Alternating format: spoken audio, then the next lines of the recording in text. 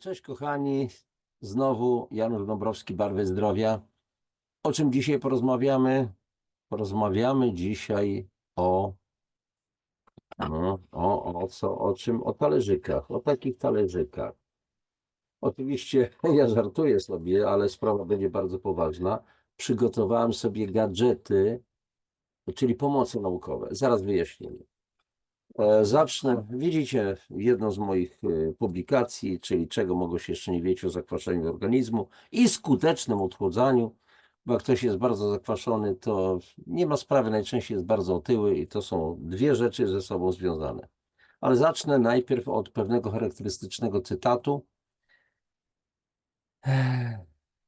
No bo oczywiście zakwaszenie nie istnieje, nie ma takiej choroby, nie jest ta choroba, znaczy to nie jest choroba, więc tym bardziej, że nie jest zapisana w międzynarodowej klasyfikacji chorób ICD-11, więc nie istnieje. Jak czegoś tam nie ma zapisanego, to znaczy, że to nie istnieje.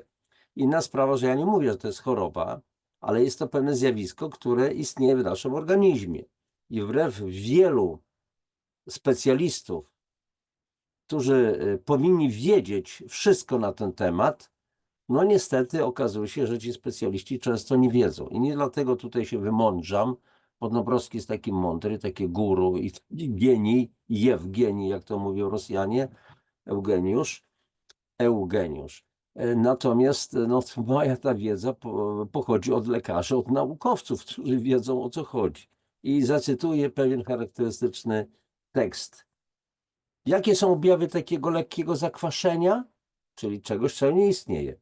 Bóle głowy, nadmierna senność, bezsenność, zły sen, ospałość, handry, arytmie, przewlekłe zmęczenie, zrzędliwość, nadwrażliwość, płaczliwość, zaburzenie koncentracji, przygnębienie, huśtawki nastroju, złość, wybuchy agresji, niepokój, lęki. Zaczynasz coś, nie kończysz. Masz kwaśny posmak w ustach, po jedzeniu masz nieprzepartą ochotę na coś słodkiego, a więc coś, co najczęściej kładziemy na karb przepracowania, pośpiechu, stresu, co zresztą wtórnie także prowadzi do zakwaszenia.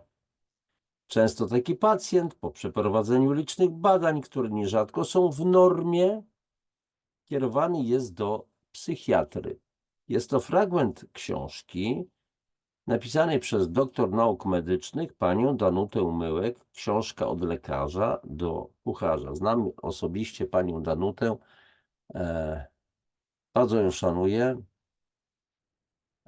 jest świetnym lekarzem, tak uważam, i sprawa załatwiona. Znamy się osobiście, bardzo się lubimy.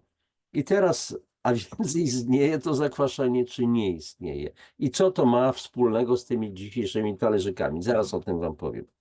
I tutaj od razu trzeba powiedzieć, że to zakwaszenie, niezależnie od wielu po prostu katastrof, które powoduje, między innymi powoduje katastrofę w układzie krążenia. Dlaczego? Dlatego, że zakwaszenie znacznie pogarsza lepkość, właściwości w ogóle krwi, przyczyniając się właśnie nie tylko do problemów w układzie krążenia, ale też w układzie immunologicznym. Bo to już tak na marginesie, myślę, że zajmiemy się tym tematem. Na przykład wszelkie patogeny w rodzaju bakterii, wirusów i tak dalej uwielbiają środowisko kwaśne. Natomiast na przykład wirusy nie są w stanie się replikować, namnażać w środowisku alkalicznym, czyli trzeba dbać o te przestrzenie wewnętrzne, czyli tak zwane interstycjum, macierz, czyli te płyny, w której pływają nasze komórki, żeby one były po prostu miały odczyn alkaliczny. To jest, to nawet na ten temat nie warto nawet dyskutować. Jeżeli ktoś mówi, że to jest bzdura, to niech sobie mówi, robi sobie swoje i tak dalej. I teraz tak, jeżeli dochodzi do zakwaszenia, ale nie krwi, tylko przestrzeni międzykomórkowych, ja kiedyś to wytłumaczę, o co chodzi z tymi wszystkimi zjawiskami, ale pogarsza się stopień utlenowania krwi. Nie utlenienia, tylko utlenowania, czyli nasycenia krwi tlenem. Najpierw dochodzi do tak zwanej hipoksemii, czyli spadku zawartości tlenu we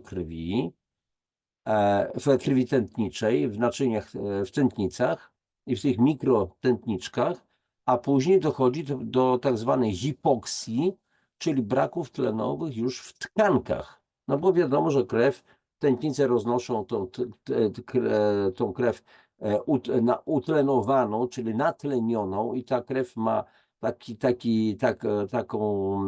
taką barwę ma jasno-czerwoną, natomiast krew żylna ma ciemno-czerwoną. A więc zmniejsza się, słuchajcie,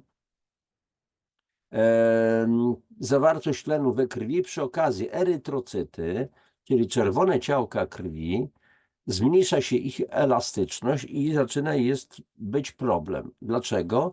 Dlatego, że nawet wtedy, kiedy krew ma prawidłowe pH, czyli 7,36 do 7,41, średnio to jest 7,365 w tych granicach, krew zawsze jest chroniona przed zakwaszeniem i dlatego ci wszyscy, no może nie wszyscy, wielu lekarzy mówi, przecież nie da się zakwasić krwi, o czym pan mówi w ogóle i nie tylko ja. A tu nie chodzi, jeszcze raz powtarzam, o zakwaszenie krwi, tylko zakwaszenie przestrzeni, w których pływają komórki i tyle. Natomiast jeżeli, jeszcze raz powtarzam, dochodzi mimo wszystko do zakwaszenia tych przestrzeni, to ma wpływ również na samą krew. Zaczynają się zagęszczać erytrocyty. Wyobraźmy sobie taki jeden erytrocyt, to jest taki talerzyk, tylko że on jest czerwony, taki trochę jak rodzaj dysku. Oczywiście w nim są związki żelaza w postaci hemoglobiny i jest sprawa taka, że po prostu nośnikiem tlenu we krwi jest oczywiście żelazo zawarte w hemoglobinie, w chemie hemoglobiny. I teraz, jeżeli dochodzi do zakwaszenia, ale jeszcze raz powtarzam, nawet krew będzie w dalszym ciągu miała odczyn alkaliczny prawidłowy, to dochodzi niestety do ról A. I jeszcze jedna historia. I w takim stanie, kiedy erytrocyty pływają swobodnie, pojedynczo, to ten atom żelaza w takich erytrocytach jest w stanie przyłączyć od 1 do 4 atomów tlenu. Raz, dwa, trzy, 4. Natomiast jeżeli dochodzi do katastrofy, tak zwanej kwasowej, zaraz będę jeszcze o tym mówił, erytrocyty się sklejają. Mimo, jeszcze raz powtarzam, aż do znudzenia, że krew będzie miała odczyn alkaliczny prawidłowy, dochodzi do sklejania się erytrocytów, czyli ich rulonizacji. Tworzą się potężne korki tych erytrocytów, składające się z kilkuset takich sztuk, takie korki, rulony, tak jak dropsy, o ile pamiętacie, co to było dropsy, młode pokolenie może już nie wiedzieć i tak dalej. I w związku z tym, ile teraz tlenu jest w stanie przyłączyć, no właśnie, ten zespół erytrocytów. Już odpowiedź jest bardzo jasna, odstawiam te talerzyki, czyli moje pomoce naukowe na bok.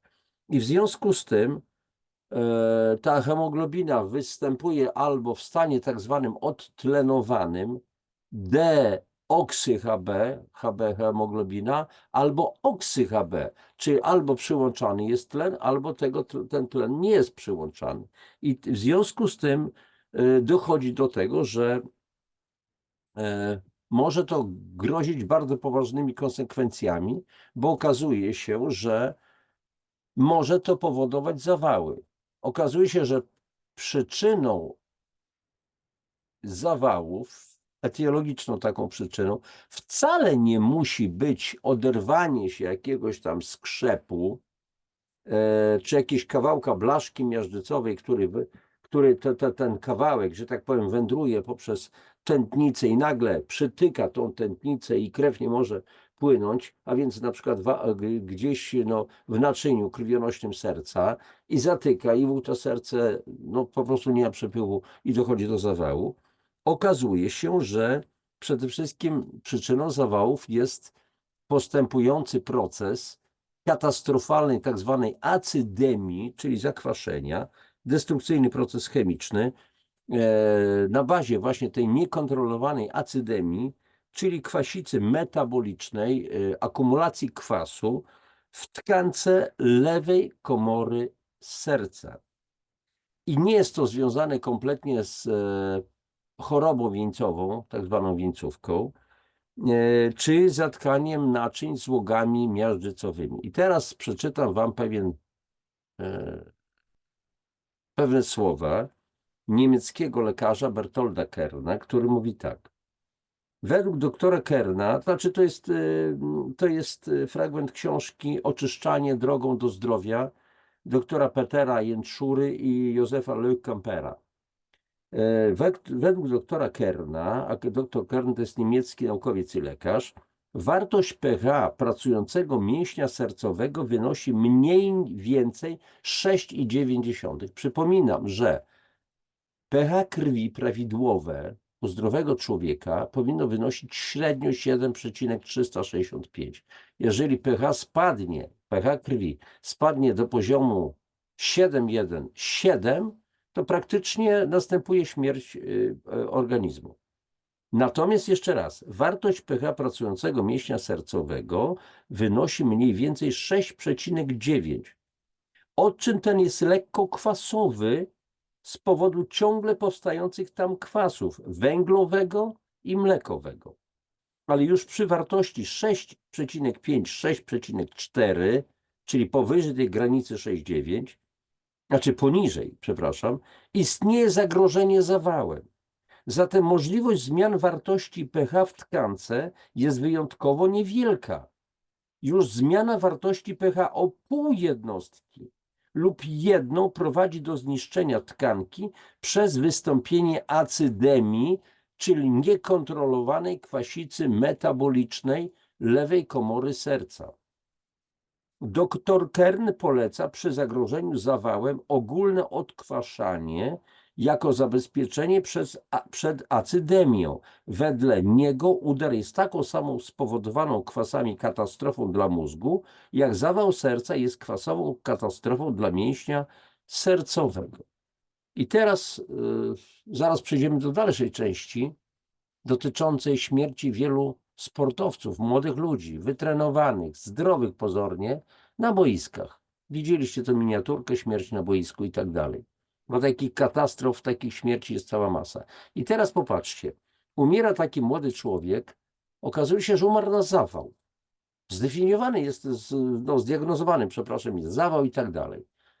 No ale sekcja zwłok i tak dalej, no widzimy, że jest skrzep gdzieś tam w naczyniach krwionośnych, przy sercu. Przepraszam wszystkich fachowców, chirurgów, tych lekarzy. Ja nie jestem lekarzem, więc wypowiadam się po prostu nienaukowo, nie metodycznie. I wyobraźcie sobie, że w takim razie jest stwierdzony skrzep. Aha, to ten skrzep spowodował zawał.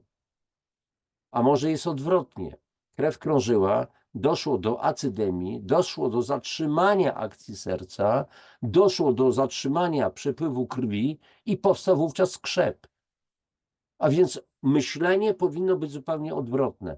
Słuchajcie, może się mylę, ale jeszcze raz powtarzam, cytuję słowa tego niemieckiego lekarza. I teraz zastanówmy się nad następnymi sprawami.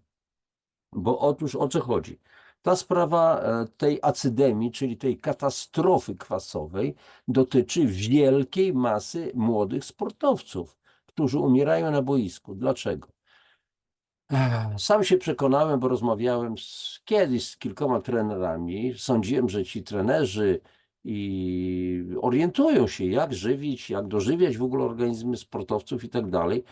No i okazało się, nie wiem jak jest w wielkich klubach, ale w mniejszych klubach to jest tak, że przede wszystkim białko, białko, białko, chodzi o budowę mięśni, żeby tych mięśni było więcej i tak dalej, i tak dalej.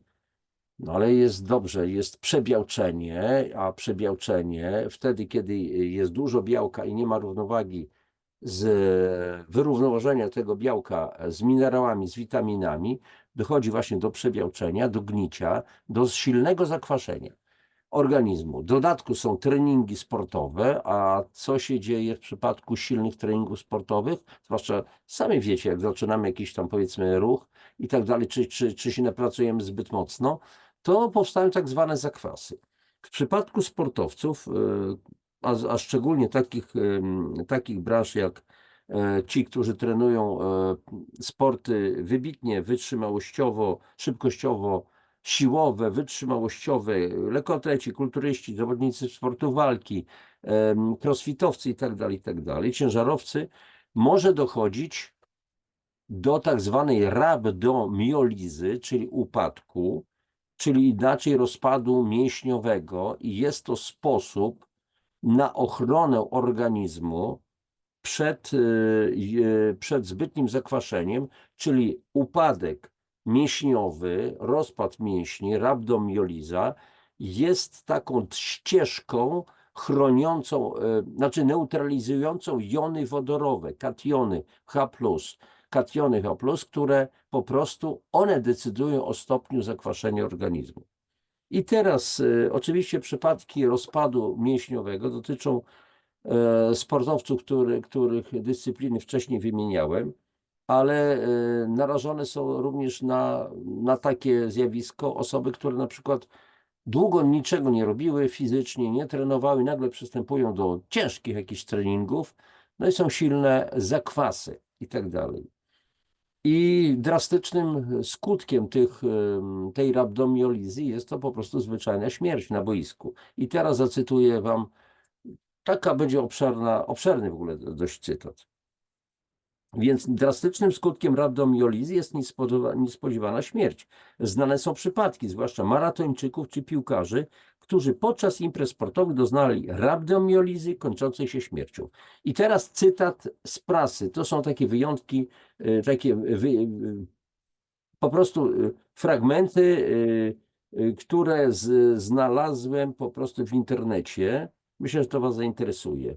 Początek cytatu. Świat piłki ręcznej jest w szoku. Czytamy na handballplanet.com. 38-letni bramkarz Pace Dake Slawisja Djukanowicz zapadł w śpiączkę po ataku serca, którego doznał podczas poniedziałkowego treningu. Obecnie przebywa w szpitalu w Marsylii, gdzie lekarze walczą o jego życie. Już nie podaję źródeł, to wszystko tutaj jest, akurat w tej mojej publikacji. Dalej, następny cytat. Niespełna 2 tygodnie Pier Mario Morosini, 25-letni piłkarz grający we włoskiej lidze, zasłabł na boisku. Nie pomogła natychmiastowa reanimacja. Zawodnik zmarł zapewne na zawał serca w drodze do szpitala. Ponad miesiąc wcześniej podobny dramat rozegrał się w lidze angielskiej. Podczas meczu zawału serca doznał Fabrice Muamba. Jego na szczęście udało się uratować. To nie są wyjątki. Liczba sportowców, którzy podczas zawodów czy treningów nagle umierają lub ocierają się o śmierć, niepokojąco rośnie. Od początku lat 90. XX wieku na boisku zmarło 33 piłkarzy. W ostatnich 20 latach takich zgonów odnotowano już 51. Tak zmarli m.in. Kameruńczyk Marc-Vivien Foé w 2003 roku, Węgier Miklos Fejer w 2004, Hiszpanii Antoni Puerta 2007 rok, Daniel Jarque 2009. Tragedie nie ominęły też Polski. W 2010 roku podczas meczu trzeciej ligi zasłabł napastnik Wisły Szczuczyn Emil Świderski. Zmarł po przewiezieniu do szpitala. Umierają nie tylko futboliści. Siatkarz Wigor Bowolenta, 37-letni były reprezentant Włoch, zasłabł podczas meczu. Kiedy upadł na parkiet, tłumaczył kolegom, że kręci mu się w głowie. To były jego ostatnie słowa. Kamila Skolimowska, kapitalna dziewczyna, mistrzyni olimpijska w rzucie młotem, zmarła podczas treningu. To była tragedia w ogóle dla rodziców, dla koleżanek i kolegów. Doszło u niej do zatoru tętnicy płucnej i zawału serca. Miała 27 lat. Pamiętam tą śmierć pani Kamili Skolimowskiej. Dlaczego umierają ludzie młodzi, wysportowani i, co więcej, będący pod stałą opieką lekarzy? Jak to możliwe, że mimo ogromnych postępów medycyny nie udaje się uniknąć tragedii? W czasie treningów układ krążenia i serce sportowca adaptują się do ekstremalnego wysiłku. Przebudowie ulega mięsień sercowy. Grubsze stają się jego ściany, powiększają się komory i przedsionki. Niekiedy jednak z nieznanych powodów ta przebudowa adaptacyjna nie przebiega prawidłowo. Dochodzi do patologicznego przerostu ścian lewej komory. Zwiększa się wtedy masa mięśnia sercowego, a pogrubione ściany utrudniają skurcz i napełnianie się komór krwią. Serce nie jest w wystarczającym stopniu zaopatrywane w krew przez naczynia krwionośne. Nie dostaje odpowiedniej ilości tlenu i składników odżywczych, a są one szczególnie potrzebne podczas intensywnego wysiłku. Wtedy właśnie może dojść do nagłej śmierci lub utraty przytomności. To jest cytat, ten długi, ze strony www.newsweek.pl Polska. Śmierć na boisku. I teraz, kochani, więc wiemy już w takim razie, bo to też nie było wytłumaczone w tym cytacie, o co chodzi, pogrubienie ściany naczyń i tak dalej, i tak dalej. Katastrofa kwasowa, kwasowa katastrofa, acydemia. Wszyscy jesteśmy na to narażeni. Słyszeliście słowa Bertolda Kerna, lekarza. Nad tym się ludzie nie zastanawiają często. Przeciętni my, to zupełnie zrozumiałe, ale przecież nad tym powinni się trochę pochylić ci, których traktujemy jako za odpowiedzialnych za nasze zdrowie. Jak widać, się nikt nie pochyla. Są schematy myślowe, pewne paradygmaty myślowe. Rozumiem, że ktoś może powiedzieć: panie Dąbrowski, nie wygłupie się pan, dlatego że to nie jest właściwa wiedza. Nie, zadaję tylko pytanie. No, ja nie jestem fachowcem, nie jestem lekarzem, nie jestem specjalistą w tej dziedzinie, więc zadaję pytanie, jak to jest, że dochodzi. Jeżeli przytaczam te słowa lekarza i wielu lekarzy coraz częściej mówi o zakwaszeniu, to może warto akurat zacząć myśleć o tych wszystkich sprawach i zacząć je, przepraszam za kolokwializm, rozkminiać. Bo to są tragedie. I te tragedie na boiskach, słuchajcie, to jest tylko wierzchołek góry lodowej, a tych tragedii w naszym życiu, w życiu tak zwanych osób cywilnych, a więc nie sportowców, przydarza się cała masa. Więc może na tym trzeba się pochylić i zacząć dbać o to, żebyśmy nie byli zakwaszeni. Bo zakwaszenie, przypomnę, pogarsza właściwości krwi. Brakuje nam tlenu i sprawa załatwiona. Cóż, na dzisiaj tyle. Zapraszam do naszych audycji. Dziękuję w ogóle za to, że wysłuchujecie mnie, moich gości, bo tych gości będzie coraz więcej. Na razie się jeden tylko pojawił, pan Andrzej Fiedoruk, ale myślę, że będzie więcej tych gości. Będziemy też opowiadać o naszym kompleksowym programie zdrowia, który po prostu prowadzimy w Polsce z wieloma, już z tysiącami ludzi, bo po prostu, jeżeli umiecie dobrze liczyć, to liczcie przede wszystkim na siebie. Jest to stary taki truizm.